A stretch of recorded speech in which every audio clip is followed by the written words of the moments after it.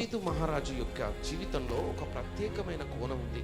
ఆయన ఏం అడగల, ప్రభువా నేను రాజును కావాలా, నాకు డబ్బు కావాలా, నాకు ఇంతమంది మార్బలం కావాలా, నాకు ఇంత జ్ఞానం కావాలా, నేను ఇంత పెద్ద కోటను కట్టుకోవాలా, నేను దావీదు పురాన్ని నిర్మించుకోవాలని ఏది అడగల.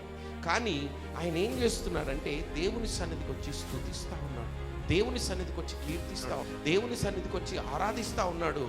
దేవుడు ఆయనకు కావలసినవి అన్ని కూడా అడిగిన దానికంటే ఎక్కువగా ఆయన జీవితంలో నెరవేరుస్తా ఉన్నాడు. హల్లెలూయా. స్తుతించే వాళ్ళ జీవితంలో ఎలా ఉంటుందంటే ప్రతి ప్రార్థన అంశము ఇతరుల కోసం ఉంటుంది కానీ సొంతం కోసం ఉంటుంది. కానీ ఆ నార్మల్ వ్యక్తులు ప్రార్థనలో ఉంటారు, అంటే సొంత ఆలోచనలు, సొంత ప్రేయర్ పాయింట్స్ని ప్రార్థన చేస్తారు. సో కృతజ్ఞత ఎప్పుడైతే చెల్లిస్తారో ఎవరైనా మనుషులు, ఆ కృతజ్ఞత చెల్లించే మనుషుల జీవితంలో ముఖ్యంగా ఏమవుతుందంటే అడగక ముందే ప్రతి అవసరత తీర్చబడుతుంది. హల్లెలూయా.